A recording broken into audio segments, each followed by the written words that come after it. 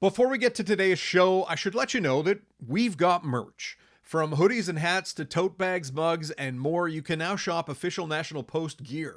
It's a bold way to show your love for fearless journalism, and hey, it looks good too. Visit postmedia.store to shop the collection today.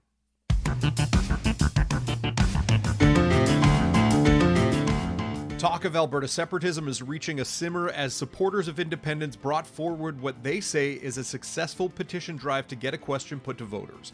But the story's been hit with scandal as another pro-independence group has come under fire for allegedly leaking the province's list of electors. And this is all coming together as Alberta's premier is trying to put a lid on such talk as she negotiates a new deal with Ottawa that may put some grievances to bed.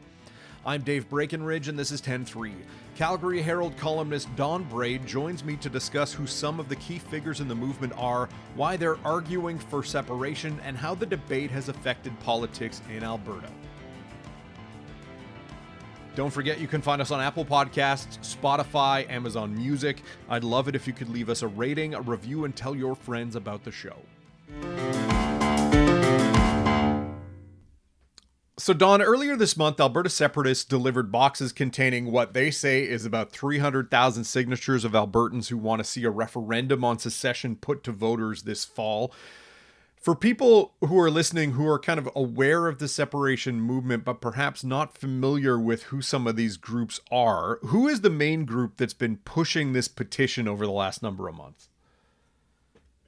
Well, that probably is going to be the Alberta Prosperity Project, which Jeffrey Rath, the name you've probably heard, is significant in. It has a whole list of problems with Ottawa and websites with blaming all sorts of things and programs and initiatives and all the rest of it. But the thing about them, Dave, is that it is a very diffuse, decentralized movement. Like you've got a little cast of characters like Rath and Mitch Sylvester and increasingly David Parker talking as if they're the leaders of this thing, but they really aren't any.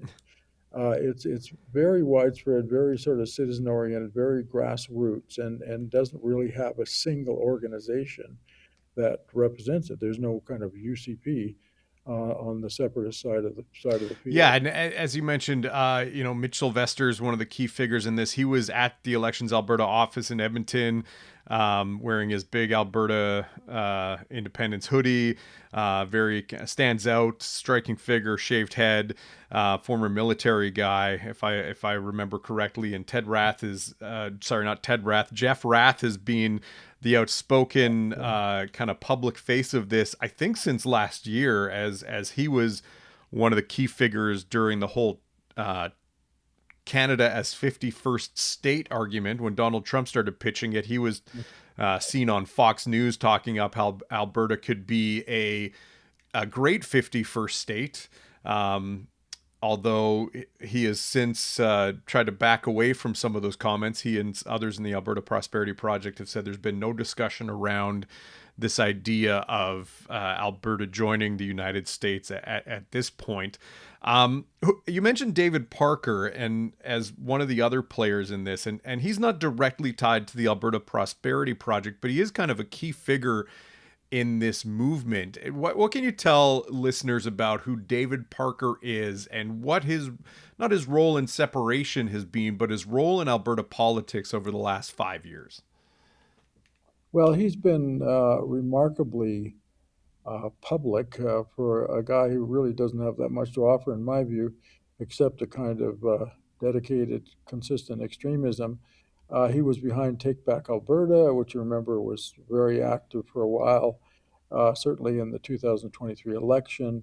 And more recently, he hasn't been so directly involved with the separatism campaign, at least not so much as we would hear a lot about it.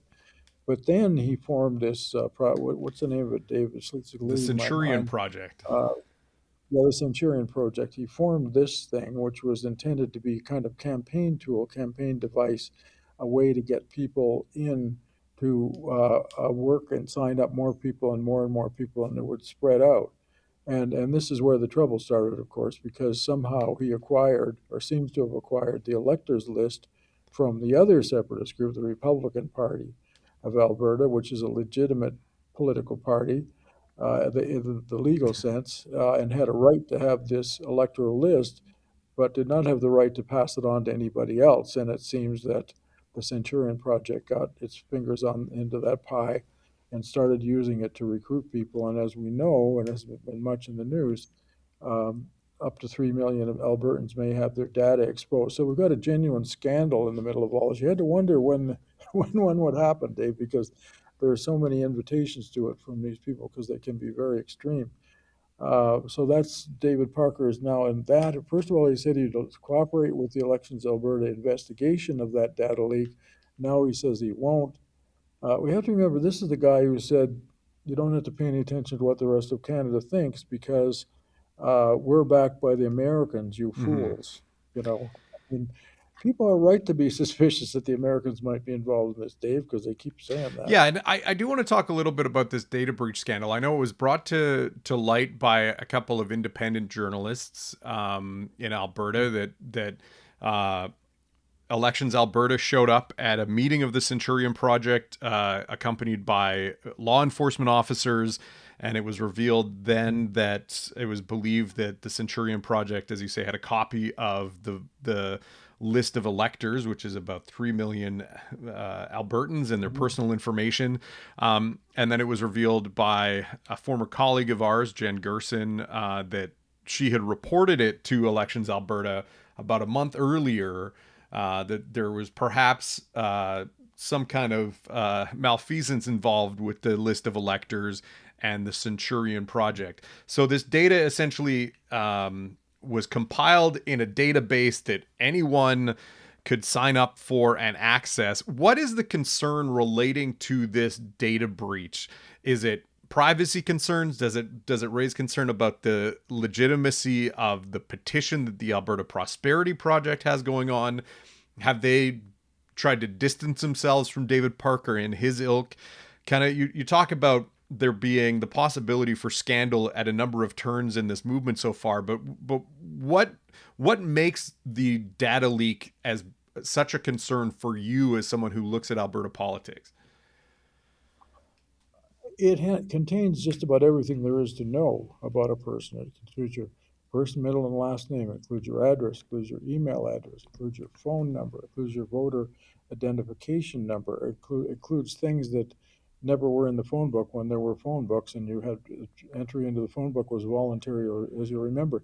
So to at the very least, a bad actor could click your name into the system, get all of your information, then harass you. Domestic violence situations have been mentioned as a vulnerable area here where people who are domestic abusers could get information on where their spouse is or enough to find them. So it's almost endless. Like if this information is all really in the wild, we've got a really big problem that really doesn't even have much to do with separatism or it's a big public policy and public information. And of course, the privacy commissioner herself is kind of freaked out and said, "This is the worst thing I've ever seen," and she's involved in it as Mm-hmm. well. Have we heard from the government on anything that it's going to be doing relating to this, or are they kind of waiting to see how where the chips fall, so Well, to speak?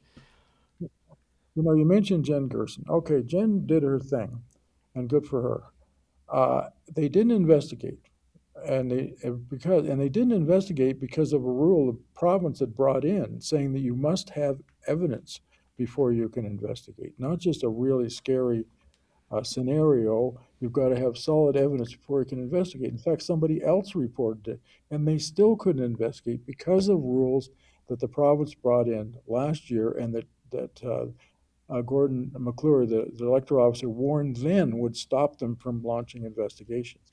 So by not following through immediately on Jen's information, Elections Alberta was simply following the law. And I thought the ugliest part of this was how so many people, including people who are not separatists at all, started blaming Elections Alberta. The reason for that delay was the government and the government's legislation last year. And Elections Alberta has since done what they need to do when they finally got enough information. They came down hard, got injunctions, and so forth.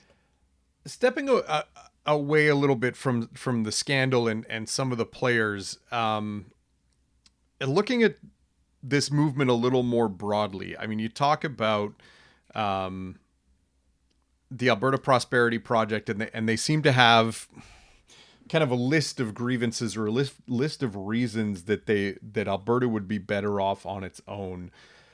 When you look at the totality of these things, what does the general thesis of separation come down to for you, as someone who watches these issues and has been covering politics for as long as you have? The general thesis is that Alberta can become an independent state, and there would be nothing but benefit. That we would all be rich. In fact, one of the things the Prosperity Project says is that you'll all be wealthier than you are now, and all of this would direct, I think, abrupt, not negotiated withdrawal from Canada.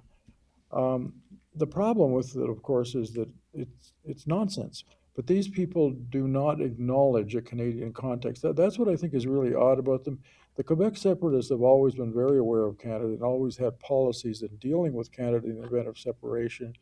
René Lévesque, he wanted sovereignty association. He didn't really want full independence at all. But these people sort of go on as if there is no Canada out there. There's no, there's no agency that they're sort of challenging, and I find it puzzling that so many people would be attracted by this idea because if you look at all of the barriers to separation in law and in fact, um, uh, it's hard to imagine people could actually believe you could do that without some consequence. We'll be right back.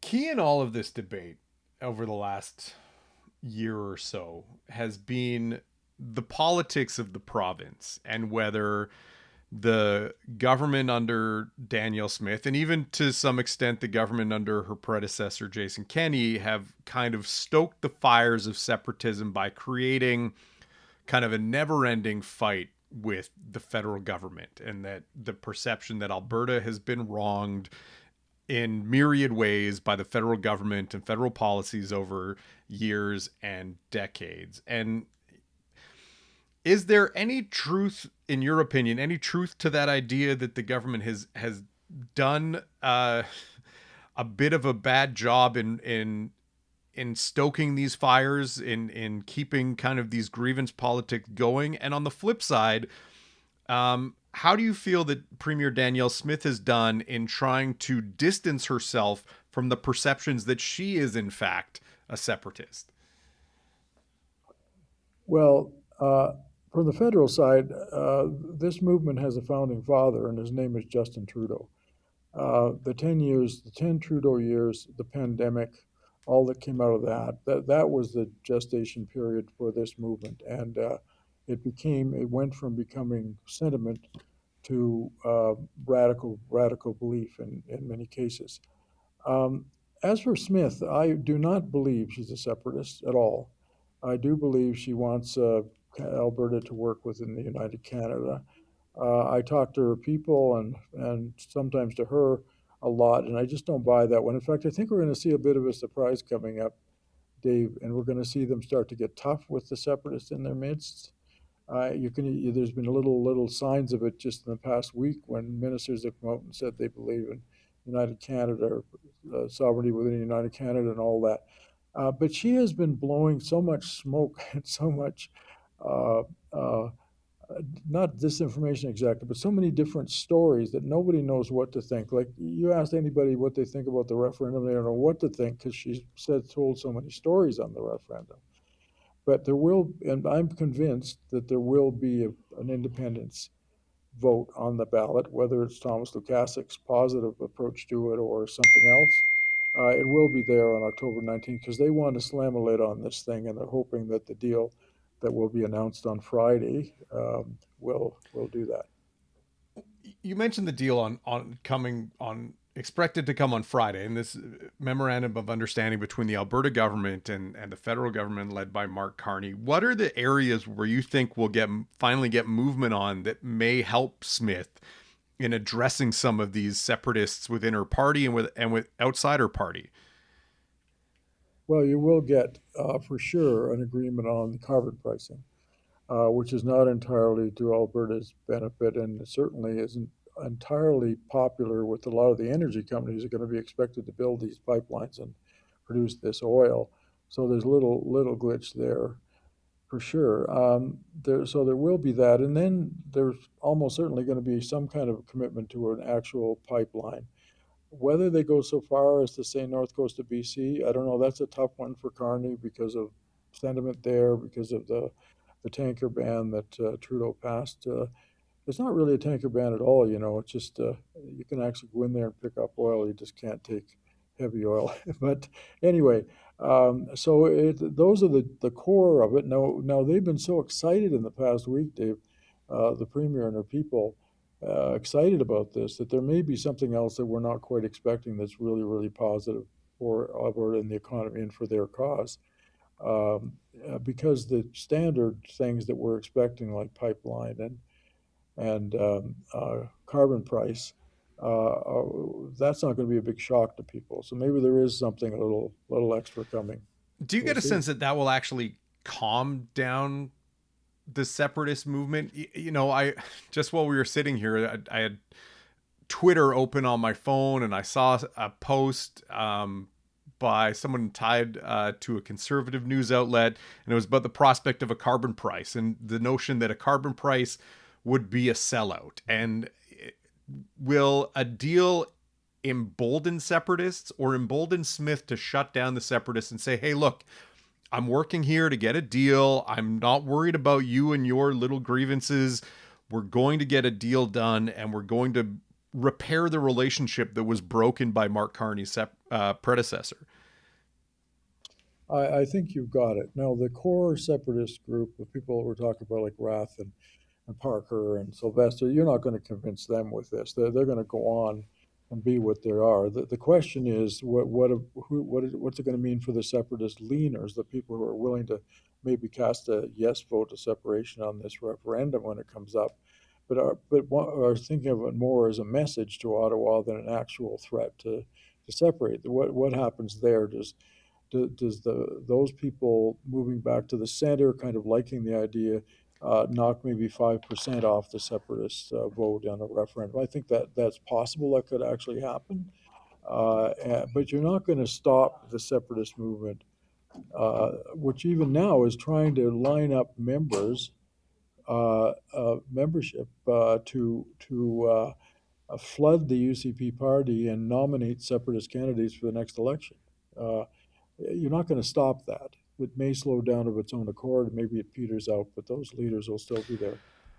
One piece that we haven't talked about in all of this is the federalist side, and I do find it interesting that two of the key federalist figures in all of this are people who had been very vehemently opposed to one another over the years in politics. And you have former Deputy Premier Thomas Lukaszuk, who had the Forever Canadian petition last summer under old petition rules, who wants to have his petition put to a vote in the legislature so that the government would have to say whether they want Alberta to stay forever a part of Canada. And then you have former Premier Jason Kenney, who's come out, I think, as the most vocal conservative politician in terms of being anti-separatist.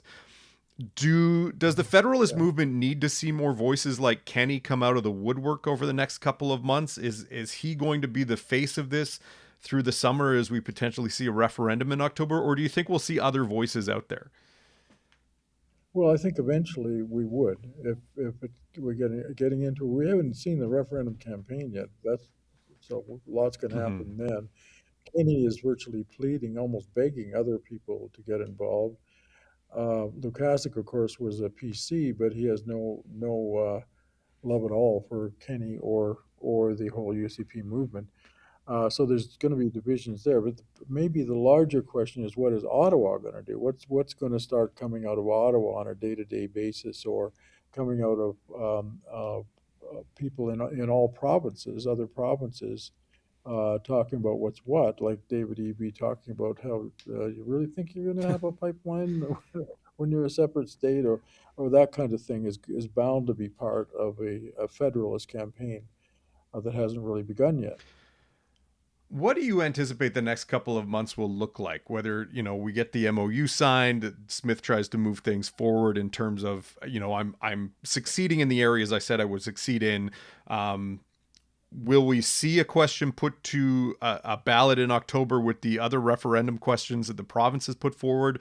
Could concerns about the scandal relating to the data leak or possible injunctions tied to the petitions and First Nations, could they put a hold on it? Like, how do you see this unfolding over the next couple of months?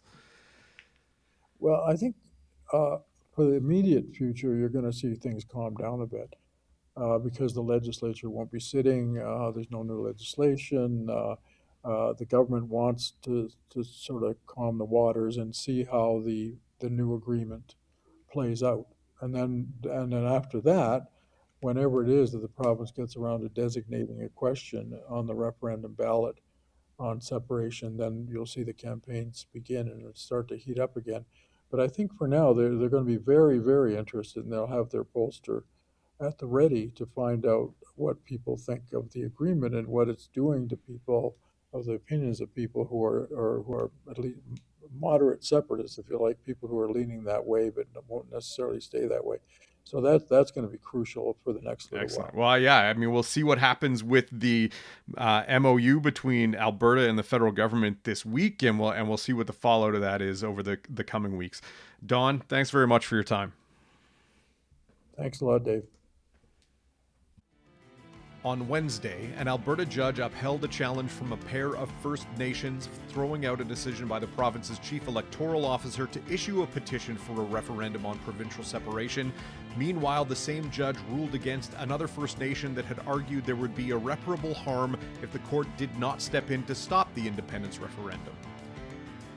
10-3 is produced by Sean Knox, theme music by Bryce Hall. Thanks to my guest, Don Braid. More from him on this and other issues at calgaryherald.com. I'm Dave Breckenridge. Thanks for listening.